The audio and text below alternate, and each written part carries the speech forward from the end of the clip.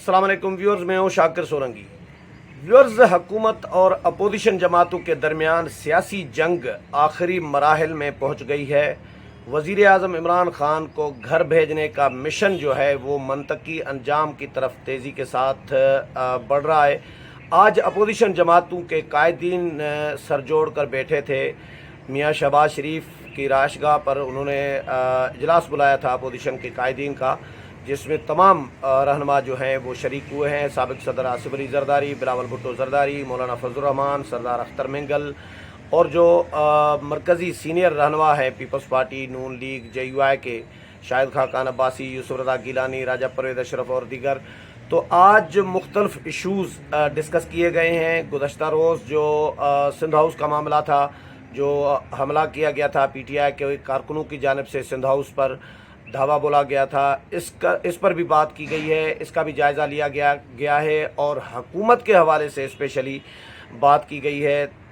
जो इत्तेहादी जमातें हैं, अभी तक इत्तेहादियों ने ऐलान तो नहीं किया, लेकिन हुकूमत के से अलहदगी का या हुकूमत का साथ देने का कोई ऐलान इत्तेहादियों की तरफ से नहीं आया, लेकिन इत्तेहादियों के हवाले से भी जायज़ा लिया गया। क्या कुछ होता रहा आज इस्लामाबाद में, इस हवाले से बताऊँगा। सिंध हाउस पर हमले का फॉलोअप, हमले के हवाले से कि क्या कुछ हुआ है, पहले खबरें चलीं और इनके जो इजलास हुआ है इस इजलास के हवाले से बताऊंगा। पहले तो खबरें ये आई कि जी सुप्रीम कोर्ट ने सुओ मोटो नोटिस ले लिया है सिंध हाउस पर हमले का, ये खबरें आई। बाद में फिर तरदीद भी आई कि सुप्रीम कोर्ट ने सिंध हाउस पर हमले का कोई नोटिस नहीं लिया वगैरह वगैरह। पहले खबरें चली कि जी अटार्नी जनरल को नोटिस दिया गया है फ़लाँ को, ये और तलब कर लिया गया है, लेकिन बाद में पता चला कि ये भी खबरें आई कि जी नहीं, ऐसी कोई बात नहीं है। लेकिन इस्लामाबाद के मकामी अदालत में जो मंदोखेल हैं पीपल्स पार्टी के रुकन कौमी असम्बली, उन्होंने वहाँ पर दरख्वास्त दायर की है, क्योंकि पुलिस ने जो ज़्यादती की है, इस्लामाबाद पुलिस ने, कि इनका जो FIR है PTI के कारकुनों और MNAs के ख़िलाफ़ जो सिंध हाउस पर हमलावर हुए, उनके ख़िलाफ़ पीपल्स पार्टी की FIR तक नहीं ली जा रही। आज सरदार अख्तर मिंगल ने बड़ी अच्छी बात की कि भाई हमारे बलूचिस्तान के बच्चे स्टूडेंट्स इस्लामाबाद में अगर कोई एहतजाजी मुजाहरा कर रही हैं तो उन पर गद्दारी के और दहशतगर्दी एक्ट के तहत मुकदमात दायर किए जा रहे हैं। और PTI के अपने वर्कर जो हैं वो दरवाजे तोड़कर सिंध हाउस के रेड जोन में चौकियां क्रॉस करके पुलिस के साथ हाथापाई और पुलिस के साथ महाजाराई करते करते सिंध हाउस में घुस जाते हैं, धावा बोलते हैं, MNAs की रहायशगाह पर तोड़ फोड़ करते हैं। तो उन पर सिर्फ 144 की दफ़ात की खिलाफ वर्जी का मुकदमा दायर किया जाता है और वो भी उसके बावजूद उनको फिर रिहा भी कर दिया जाता है। और MNAs को तो बिल्कुल खुली छूट दे दी गई है, उनके ख़िलाफ़ कोई कार्रवाई नहीं की जा रही। इस पर सरदार अख्तर मिंगल ने भी एहतजाज किया है, लेकिन हुकूमत को हर तरफ से सिंध हाउस पर हमले की वजह से हर तरफ से तनकीद का सामना करना पड़ रहा है। न सिर्फ अपोजिशन की तमाम जमातों ने हुकूमत के इस अमल को, PTI के इस अमल को की मजम्मत की है, बल्कि हुकूमत के अपने जो अरकान हैं, जो नाराज़ अरकान हैं या इत्तेहादी अपने जो हैं, उन्होंने भी इसकी मजम्मत की है। और इसके अलावा जो जहांगीर तरीन ग्रुप है, उन्होंने भी, ओन चौधरी ने भी इसकी मजम्मत की है। इनका इजलास हुआ है, ओन चौधरी ने नहीं बल्कि पूरे ग्रुप ने इसकी मजम्मत की है कि सिंध हाउस पर हमला नहीं होना चाहिए था, क्योंकि सिंध हाउस में MNAs ठहरे हुए थे और वहाँ पर ज़ाहिर फैमिलीज़ भी हैं। तो पार्लियामेंटेरियंस जहाँ पर ठहरे होते हैं वहाँ पे ज़ाहिर एक तकद्दुस ज़रूर होता है।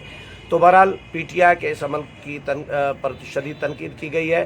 तो आज फिर अदालत ने, जो मकामी अदालत में दरख्वास्त दी गई है कि भाई SHO FIR भी हमारी नहीं ले रहा और FIR के बावजूद PTI के वज़रा और मुशीरों के दबाव में आकर SHO सेक्रेटेरिएट थाना जो है उन्होंने MNAs को रिहा कर दिया और FIR जो 13 कारकुनान के ख़िलाफ़ FIR दायर हुई, उसके बावजूद उनको भी रिहा कर दिया गया है। तो ये अदालत में मामला चला गया है। फिर ये भी खबरें आई हैं कि जी PTI ने अपने जो 14 अरकान हैं, जो मुनहरिफ अरकान हैं, जो PTI को इमरान खान को वोट नहीं देना चाहते, उनके ख़िलाफ़ भी PTI ने बड़ा एक्शन लिया है और उनको शोकास नोटिस जारी किए गए हैं कि भाई आप लोग मुनहरिफ हुए हैं, आप लोग पार्टी टिकट पर, PTI के टिकट पर इलेक्शन लड़े थे, अब PTI के चेयरमैन के ख़िलाफ़, वज़ीर आज़म के ख़िलाफ़ आप एतमाद का वोट वज़ीर आज़म के ख़िलाफ़ देने जा रही हैं, अपोजिशन के साथ मिल गए हैं, मुनहरिफ हो गए हैं। लिहाजा आप 7 दिन के अंदर एक तो वजाहत करें और गैर मशरूत तौर पर माफ़ी मांगें। ये उसमें नोटिस में लिखा गया है कि एक तो वजाहत करें, अपनी पोजीशन क्लियर करें और दूसरा गैर मशरूत तौर पर माफ़ी भी मांगें PTI से, PTI की क़यादत से, और शराफत से वापस आ जाए। ये उनको कहा गया है 7 दिन के अंदर जो है आप पार्टी में वापस भी आ जाएं, गैर मशरूत माफ़ी भी मांगें और अपनी पोजीशन भी क्लियर करें, नहीं तो फिर आपके ख़िलाफ़ कानूनी चाराजोई की जाएगी, कानूनी कार्रवाई की जाएगी। तो कानूनी कार्रवाई क्या कर सकती है PTI ये कर सकती है कि इलेक्शन कमीशन को रेफरेंस भेजें स्पीकर के बिहाफ पे। चेयरमैन PTI स्पीकर को लिखेंगे, स्पीकर फिर इलेक्शन कमीशन को लिखेंगे, लेकिन इलेक्शन कमीशन तो तब कार्रवाई करेगा जब वो जो खिलाफ वर्जी करेंगे। अभी तो कोई खिलाफ वर्जी नहीं हुई, यानी वोट कास्ट करेंगे वज़ीर आज़म के ख़िलाफ़ तरीक़त एतमाद में, वज़ीर आज़म के ख़िलाफ़ जब वोट देंगे तब उनके ख़िलाफ़ कार्रवाई हो सकती है। यानी वो जब एक्ट करेंगे, वोट कास्ट करेंगे। अभी तक तो उन्होंने कोई एक्ट किया नहीं है, उन्होंने बयानबाजी दी है। बयानबाजी पे कोई डिफेक्शन लागू नहीं हो सकती और उन पर नाअहली उनकी नहीं हो सकती। आज अपोजिशन से भी है, शहबाज शरीफ से भी, अपोजिशन लीडर से भी हमने पूछा तो उन्होंने भी कहा कि कोई इस पर जब तक वो एक्ट नहीं करते, वोट नहीं देते, तब तक उनके ख़िलाफ़ कोई कार्रवाई नहीं हो सकती।